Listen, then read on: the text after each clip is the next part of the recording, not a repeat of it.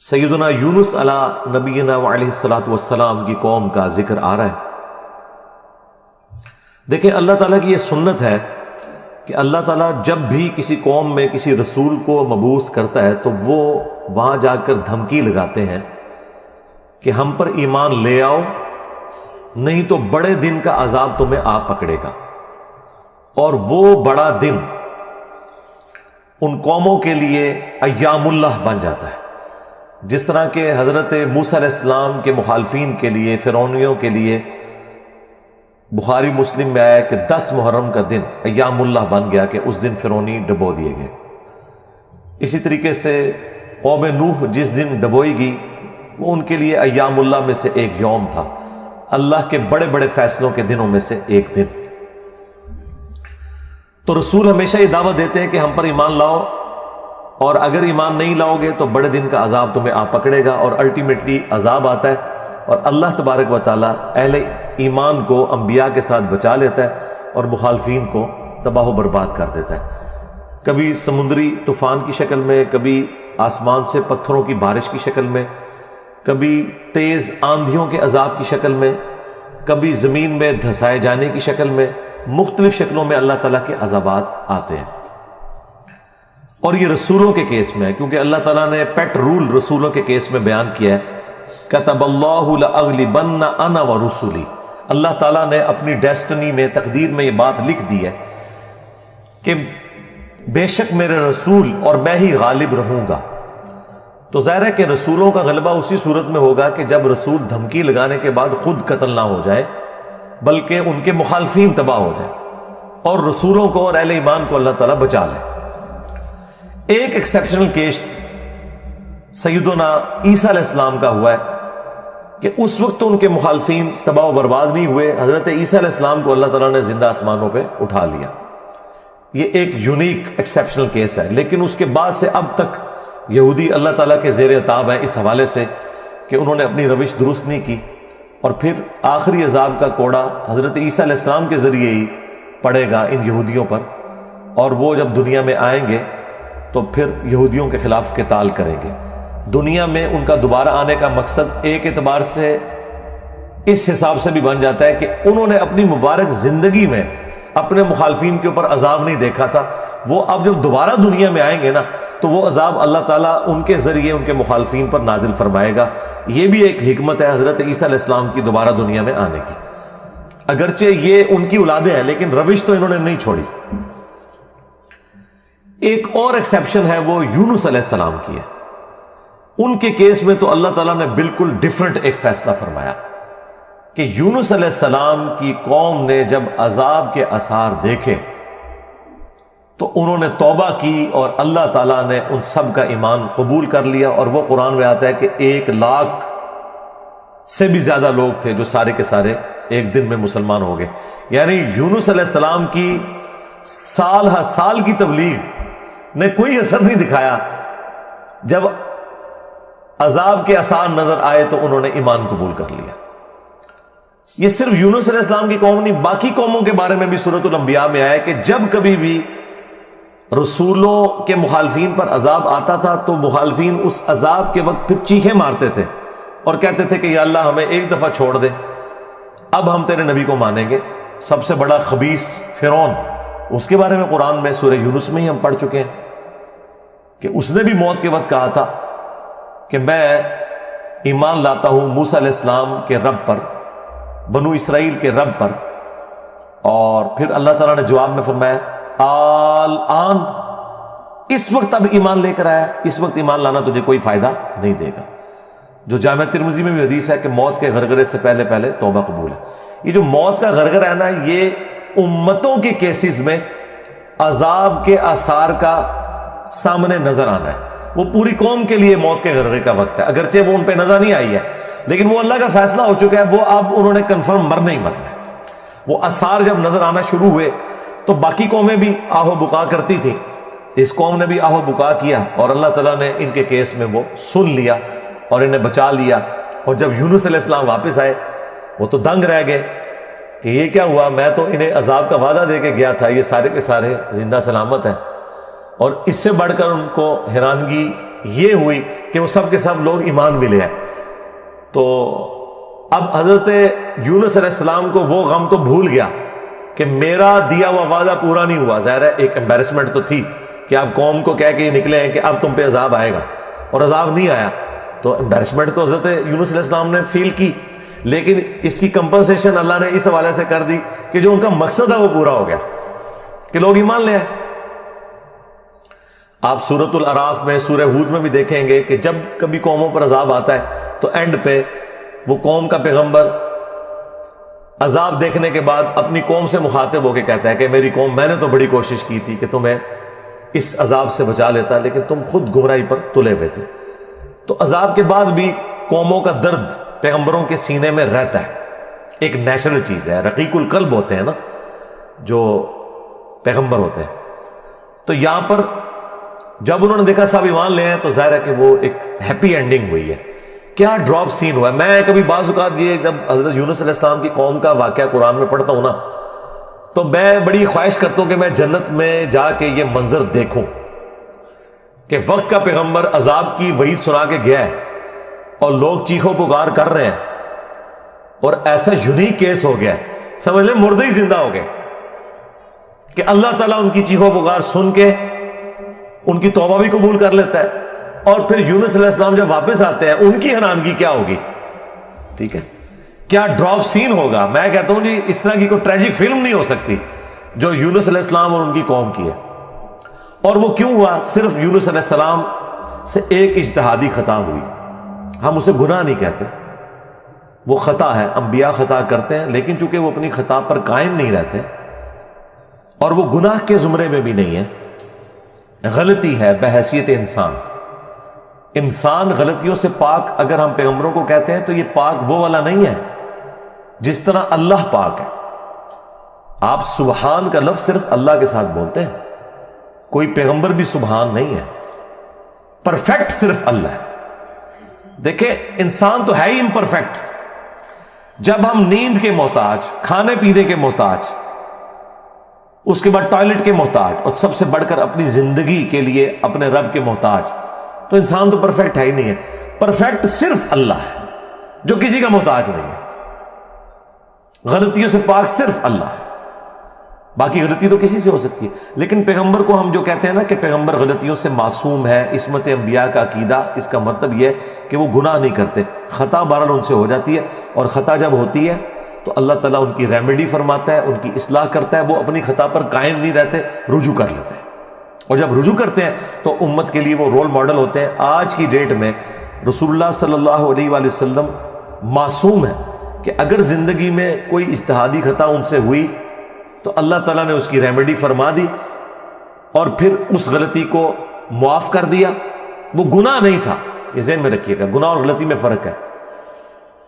گناہ وہ ہوتا ہے کہ جو پوری وعید معلوم ہونے کے باوجود انسان وہ ایکٹیویٹی پرفارم کر لے۔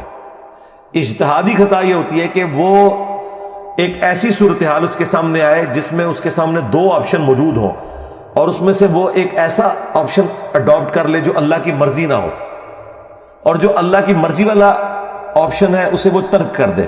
اور یہ وہ بدنیتی پہ نہیں کر رہا، اس کی سمجھ میں ہے ہی ہے اس کا آپشن، وہ نافرمانی سمجھ کے نہیں کر رہا، جس طرح نبی علیہ السلام نے کیا، غزوہ بدر کے قیدیوں کو چھوڑ دیا۔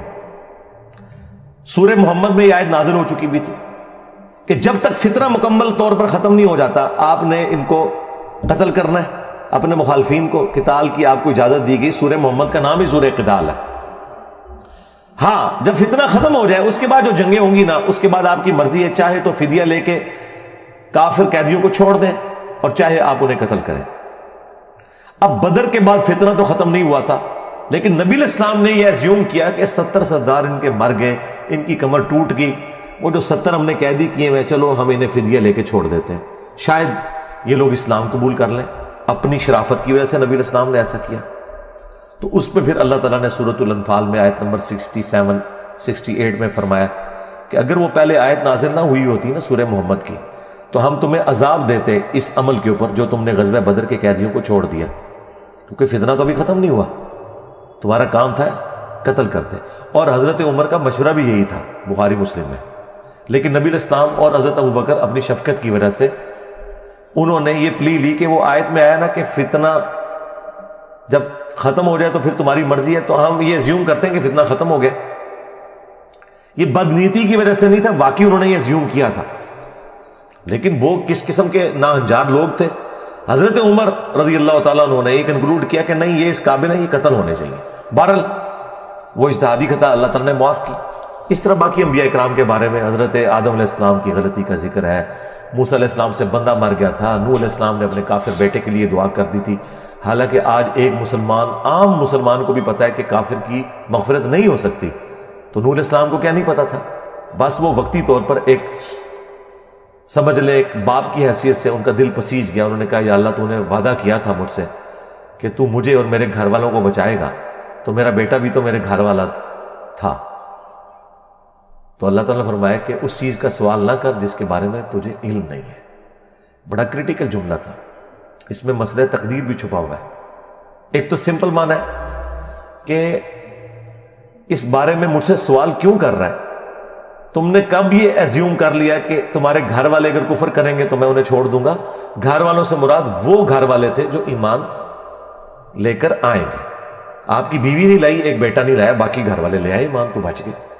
اور دوسرا یہ جو جملہ تھا نا کہ اس چیز کا سوال نہ کر جس کے بارے میں تجھے علم نہیں، سورہ ہود میں آیت نمبر 46 میں، اور اے نوح جاہلوں میں شمار نہ ہو. یہ بڑا سخت جملہ ہے.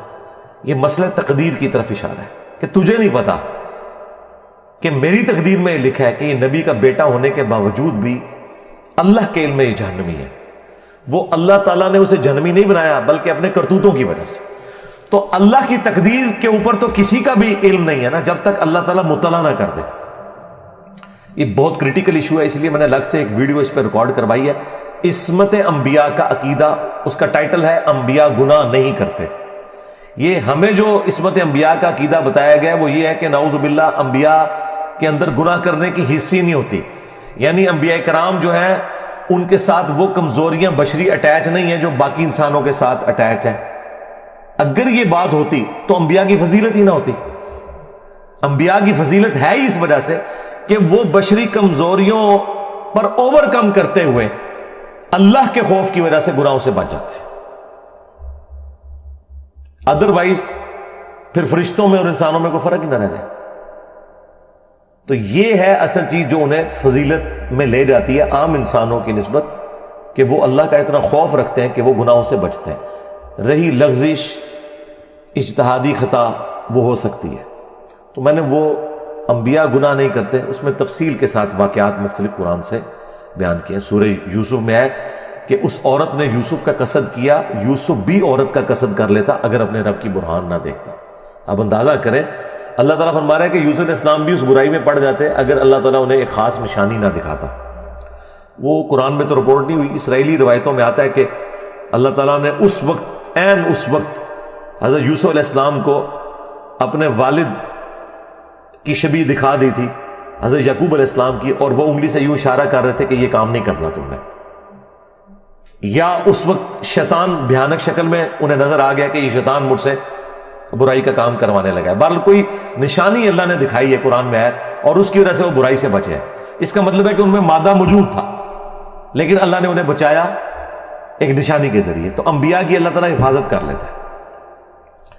یونس علیہ السلام سے جو آپ سمجھ لیں اجتہادی خطا جسے ہم گناہ نہیں کہتے وہ یہ ہوئی کہ جب مقررہ وقت کے اوپر قوم یونس ایمان نہیں لے کر آئی تو یونس علیہ السلام نے انہیں کہا کہ اب 3 دن بعد عذاب آ جائے گا. جو اللہ نے وعدہ کیا تھا کہ یہ ان کا سمجھ لیں ٹائم اینڈ ہو رہا ہے، اس ٹائم لائن کے بعد عذاب آنا ہے. لیکن ساتھ یہ ضروری تھا کہ اللہ تعالیٰ کی وحی کا انتظار کرنا ہے اس علاقے کو چھوڑنے سے پہلے. تمام انبیاء جب قوموں کو وحی سناتے ہیں نا تو پھر اللہ تعالیٰ کی وحی کی اجازت کے بعد اس علاقے کو چھوڑتے ہیں. نبی اسلام نے بھی ہجرت دیکھیں اینڈ پہ کی ہے، ایویں نہیں، مطلب آپ خود سے نہیں نکلے، اللہ تعالیٰ کی وحی کے ذریعے نکلے. قرآن میں سورۃ الانفال میں آیا تھا کہ یہ جب کافر کہتے تھے نا کہ ہم پر عذاب کیوں نہیں نازل ہوتا، ہم نبی کا انکار کر رہے ہیں، تو اللہ تعالیٰ نے فرمایا کہ جب تک اے نبی تم ان میں موجود ہو ہم ان کو عذاب نہیں دیں گے. اللہ کی سنت ہے کہ جب کبھی کسی قوم کو عذاب دینا ہوتا ہے نا تو اس قوم میں سے انبیاء اور اہل ایمان کو الگ کرتا ہے، پھر باقی کی قوم پر عذاب آتا ہے، اور وہ اللہ تعالیٰ نے نکالا اور غزوہ بدر میں لا کے ڈبویا ان کو، جس طرح فرعونیوں کو اپنے محلات سے نکال کے سمندر میں غرق کیا تھا، مشرکین عرب کو اپنے گھروں سے نکال کر بدر میں ڈبویا صحابہ کرام کی تلواروں کے ذریعے۔ یہ عذاب استیصال کی ایک قسط ان پر آئی تھی۔ تو یونس علیہ السلام نے اسیوم کیا کہ ظاہر ہے کہ اس کے بعد عذاب تو آنا ہی ہے، لیکن ان کی شان اس سے بلند تھی کہ وہ وحی کا انتظار کیے بغیر نکل گئے۔ بس جب وہ نکلے، جس کشتی میں سوار ہوئے، وہ کشتی جو ہے وہ بھنور میں پھنس گئی، اور ان کی اپنی ایک نارمز چل رہی تھی کہ اگر کشتی بھنور میں پھنس جائے تو یہ اس چیز کی علامت ہے کہ کوئی غلام اپنے آقا کی اجازت کے بغیر بھاگ کر آ گیا۔ پھر وہ قرعہ اندازی کرتے تھے، اور جس کے نام قرعہ نکلتا تھا اس کو فدیے کے طور پر وہ سمندر میں ڈال دیتے تھے۔ پہلی دفعہ قرعہ اندازی کی گئی، بیلٹنگ، تو حضرت یونس علیہ السلام کا نام نکلا۔ ان کا نہیں، یونس علیہ السلام تو اس طرح ہو ہی نہیں سکتا۔ دوسری بار، تیسری بار، تینوں بار یونس علیہ السلام کا نام نکلا قرعہ اندازی میں۔ تو یونس علیہ السلام نے، اچھا قرآن میں اشارتاً اس کا ذکر ہے، اسرائیلی روایتوں میں تفصیل کے ساتھ ہے، لیکن یہ بالکل قرآن میں فٹ ان بیٹھتی ہیں۔ یعنی آپ کو یہ تو بتایا گیا کہ یونس السلام مچھلی کے پیٹ میں رہے، تو وہ مچھلی کے پیٹ میں پہنچے کیسے تھے؟ مچھلی کے پیٹ تک پہنچنے کے لیے تو آپ کو اب دوست چاہیے، نیچے ہے مچھلی، اتنی بڑی ویل مچھلی ہے، کوئی چھوٹی مچھلی کے پیٹ میں تو رہ نہیں سکتا بندہ۔ تو وہ حضرت یونس علیہ السلام کو انہوں نے سمندر میں پھینک دیا۔ یونس علیہ السلام نے خود ہی کہا، ان کو کلک کر گیا کہ یہ معاملہ میرے اینڈ پہ ہے۔ انہوں نے کہا بھائی مجھے پھینکو، تم، مجھے سمجھ آ گئی ہے۔ ذرا فوراً کلک کر گیا کہ معاملہ خراب میرے سے ہی ہو گیا۔ وہ ان کو سمندر میں پھینک دیا، تو اللہ کے حکم سے ایک مچھلی نے انہیں نگل لیا۔ یہ قرآن میں آگے تفصیل نہیں ہے کہ کتنے دن تک، لیکن تورات میں ملتا ہے کہ 3 دن اور 3 رات تک وہ مچھلی کے پیٹ میں رہے۔ یہ ویسے پبلک مشہور ہے 40 دن، نہیں 3 دن ہے۔ بس وہی 3 دن، وہ جو 3 دن عذاب آنے تھے نا، وہ 3 دن انہوں نے مچھلی کے پیٹ میں گزارے، اور وہ 3 دن ان کی قوم نے زندگی موت کی کشمکش میں گزارے ہیں کہ ابھی عذاب آیا کہ آیا۔ ٹھیک ہے، توبہ نہیں ہوئی کہ آئی ایم سوری تے توبہ قبول ہو گئی ہے، نہ 3 دن انہوں نے پی کٹی ہے بھائی جی۔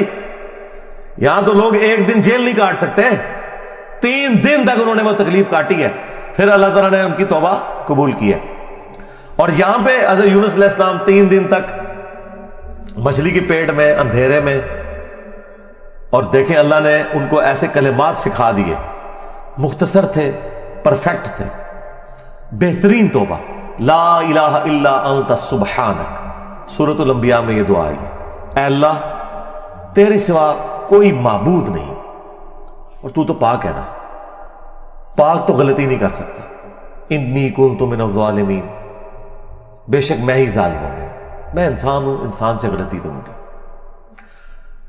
تو یہ دعا اتنی اللہ کو پسند آئی کہ سورہ الصافات میں آیا کہ یونس اگر مچھلی کے پیٹ میں ہمیں ان الفاظ کے ساتھ یاد نہ کرتے تو پھر مچھلی کے پیٹ سے اسی دن نکالے جاتے جس دن مردے اپنی قبروں سے نکالے جائیں گے۔ قیامت کے دن تک مچھلی کے پیٹ میں رہتے، یعنی مچھلی کا پیٹ ان کی قبر بن جاتی۔ اتنا غصہ ایک جملے نے ٹھنڈا کر دیا، اور ساتھ اللہ نے فرمایا کذالک ننجی المؤمنین، ہم اہل ایمان کو اسی طریقے سے نجات دیں گے۔ یعنی جو بھی یونس والے طریقے سے ہماری طرف متوجہ ہوا اسے بھی ہم نجات دیں گے۔ یہ دعا ہمیں اتنی پسند ہے کہ جو ان الفاظ کے ساتھ ہم سے معافی مانگے گا ہم اسے بھی نجات دیں گے۔ جامع ترمذی میں حدیث ہے، جو یونس علیہ السلام کی دعا کے ذریعے اللہ کی طرف متوجہ ہوا اللہ تعالیٰ کبھی اسے محروم نہیں لوٹائے گا۔ لا الہ الا انت سبحانک انی کنت من الظالمین، اور جمع کے سیغے سے پڑھیں گے تو لا الہ الا انت سبحانک انا کننا من الظالمین۔ وہاں تھا انی کنت من الظالمین، یہ ہے انا کننا من الظالمین۔ دونوں طریقے سے آپ دعا مانگ سکتے ہیں، بہترین دعا ہے یہ، اسم اعظم ہے دعاؤں کی قبولیت کے لیے۔ قرآن میں بھی آیا کذالک ننجی المؤمنین، اور جامع ترمذی میں بھی آیا کہ جو اس دعا کے ذریعے اللہ کی طرف متوجہ ہوگا اللہ تعالیٰ اسے محروم نہیں لوٹائے گا۔ لہذا جو جامعہ ترمذی میں حدیث ہے نا کہ اللہ کی حمد اور دروشی پڑھ کے دعا کرو تو قبول ہوتی ہے، تو وہ اللہ کی حمد میں نا آپ اس کو شامل کریں، لا الہ الا انت سبحانک انی کنت من الظالمین۔ یہ اللہ کی بیسٹ حمد بھی ہے اور بیسٹ استغفار بھی ہے، اور ایسا استغفار ہے کہ اللہ کی رحمت کو ٹریگر کرنے والا ہے۔ دیکھیں آپ نے اللہ تعالیٰ کی کس چیز کو ہائی لائٹ کی ہے کہ یہ اللہ تو پاک ہے، تو غلطی کر نہیں سکتا، اس کی عظمت مان لی، اور پھر ساتھ ہی کہا کہ مجھے تو نے بنایا ہی ایسا ہے کہ میں غلطی کروں گا، تو دیکھ میں کمزور ہوں، میں مان رہا ہوں میں غلطی کروں گا، تو کر بیٹھا ہوں تو معاف کر دینا۔ اس سے بیسٹ انداز نہیں ہو سکتا اپنی غلطیوں پر معافی مانگنے کا۔ تو یہ حرز جاں بنائیں، لا الہ الا انت سبحانک انی کنت من الظالمین۔ یقین کریں یہ دعا آپ کے سامنے یونس علیہ السلام ہو، مچھلی کا پیٹ، گپ اندھیرا، 3 دن 3 رات، دنیا میں کوئی آ کے آپ کو ریسکیو نہیں کر سکتا، اور موت سامنے نظر آ رہی ہے۔ حضرت یونس علیہ السلام اسی طریقے سے بچے ہیں جیسے مردہ کو زندہ ہو جائے، اور یہاں لوگ کہتے ہیں بڑا گرم سیکھنا ہے جی، خوشبو لا کے کرنا چاہیے ہے، اور صاف ستھری جگہ۔ بھائی جس نے یہ کیا تھا اس سے زیادہ تعفن والی جگہ کوئی نہیں تھی، مچھلی کا پیٹ۔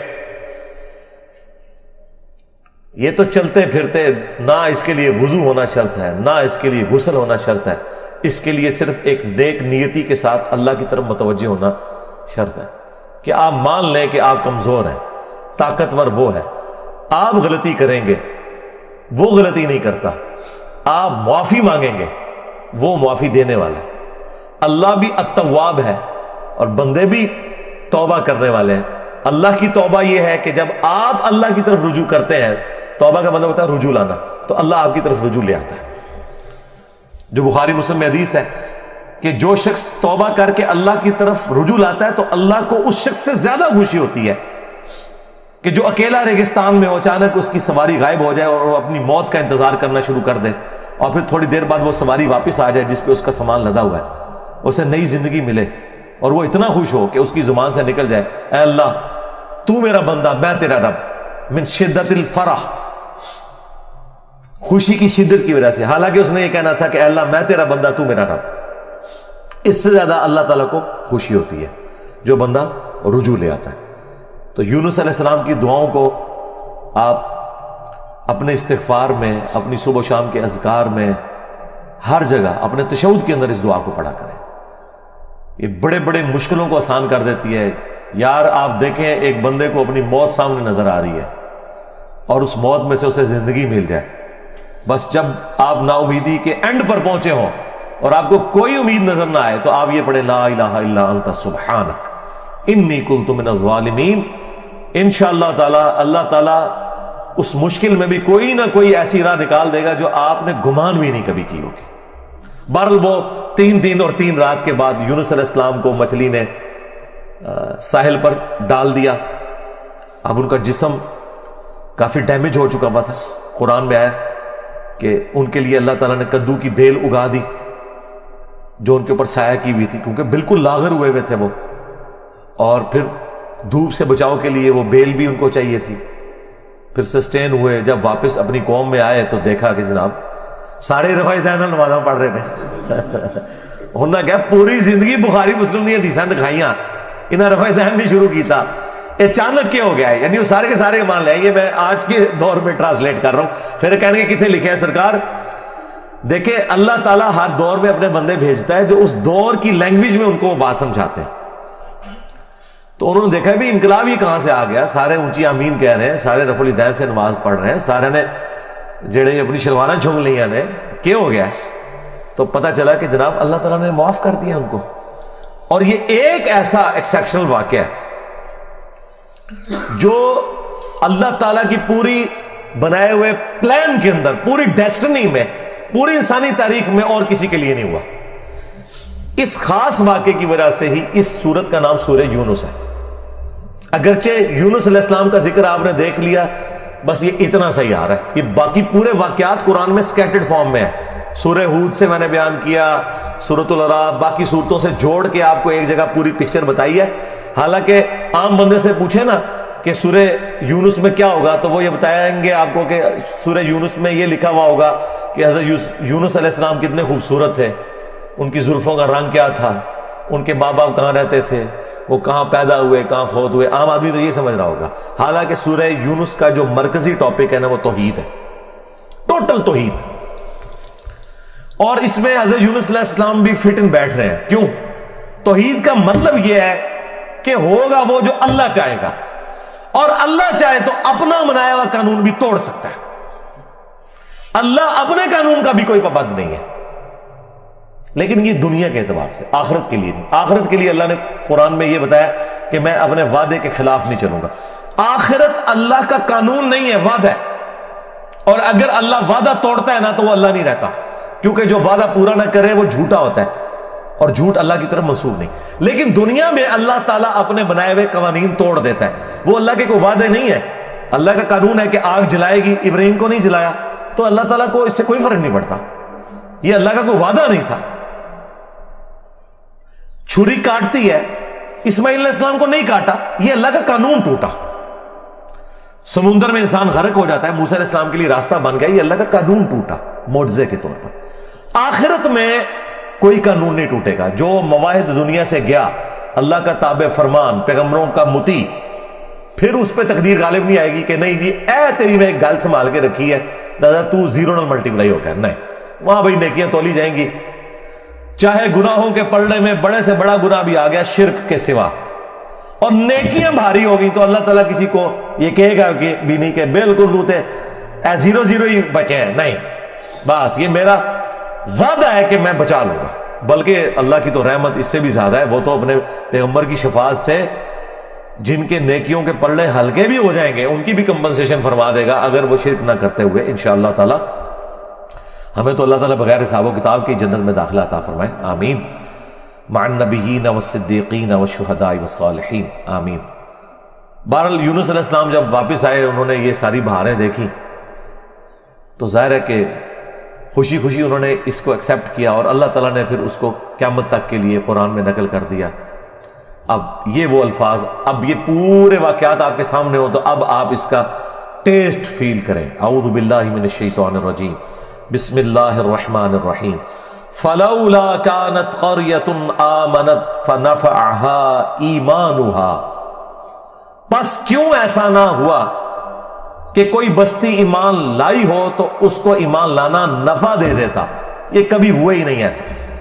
الا قوم یونس، سوائے قوم یونس کے، کہ یونس علیہ السلام کی اجتہادی خطا جو ڈیبٹ تھی وہ کریڈٹ بن گئی ان کے امت کے حق میں، کہ چونکہ ان کے وقت کے پیغمبر نے اللہ کی وحی کے انتظار کے بغیر وہ جگہ چھوڑ دی تھی، اللہ نے اس کا بینیفٹ ان کی قوم کو دے دیا۔ لما آمنوا، جب وہ ایمان لے آئے، کشفنا عنہم عذاب الخزي فی الحیات الدنیا، تو ہم نے دور کر دیا ان سے، کھول دیا دنیا کی زندگی کی رسوائی کا عذاب،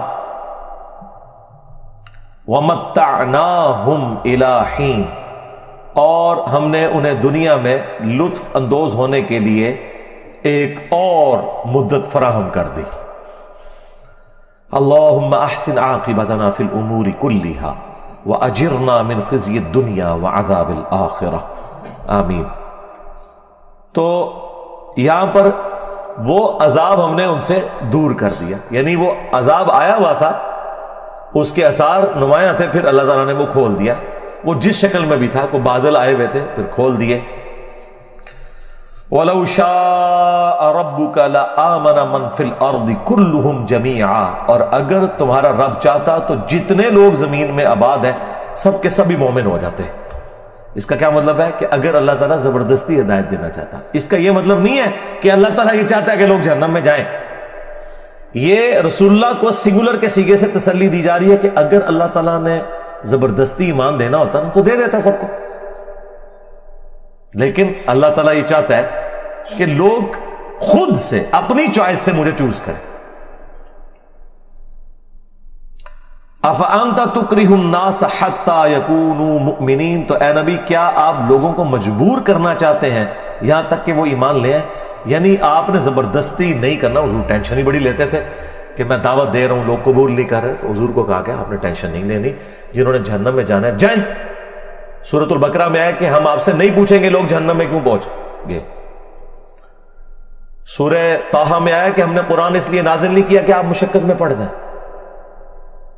ما انزلنا علیک القرآن لتشقى الا تذکرۃ لمن یخشی, یہ اس کے لیے ہے جو اللہ کی دھمکی سے ڈرتا ہے. وما كان لنفس ان تؤمن الا باذن اللہ, اور کسی جان کے لیے یہ ممکن ہی نہیں ہے کہ وہ ایمان لے آئے مگر اللہ کے اذن سے. مراد یہ کہ صرف کوشش بھی کوئی چیز نہیں ہے, اللہ کی طرف متوجہ بھی ہوں, تقدیر پلس کوشش دونوں مل کے کمپلیشن کی طرف جاتے ہیں. ربنا لا تزغ قلوبنا بعد اذ هديتنا وهب لنا من لدنك رحمة انك انت الوهاب. آمین.